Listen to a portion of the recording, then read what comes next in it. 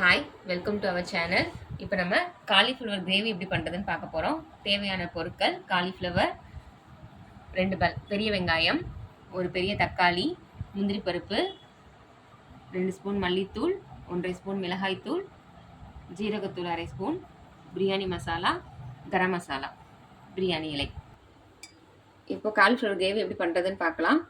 அதுக்கு ஒரு பாத்திரத்தில் மஞ்சத்தூள், உப்பு போட்டு தண்ணி கொதிக்க வச்சதுக்கப்புறம் காலிஃப்ளவர் 2 நிமிஷம் கொதிக்க விட்டு ஆஃப் பண்ணிக்கலாம்.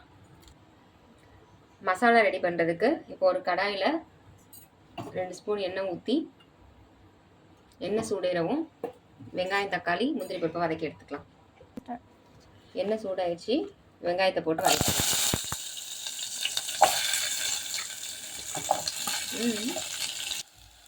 வெங்காயம் வதங்கிடுச்சு, இப்போ தக்காளி சேர்த்துக்கலாம்.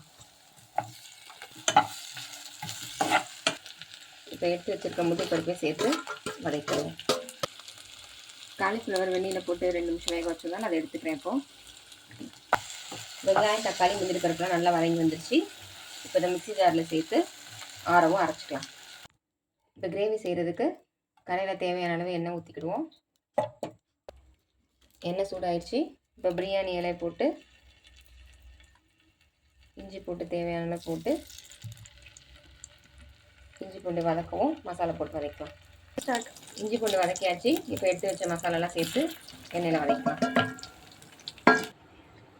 மசாலா வதங்கினதுக்கப்புறம் அரைச்சி வச்ச வெங்காயம், தக்காளி பேஸ்ட்டை சேர்த்து எண்ணெய் பிரிஞ்சு வரந்தடிக்கு வதக்கலாம்.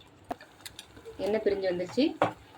இப்போ நம்ம காலிஃப்ளவர் சேர்த்து மசாலாவோட நல்லா கிண்டி விட்டுக்கலாம்.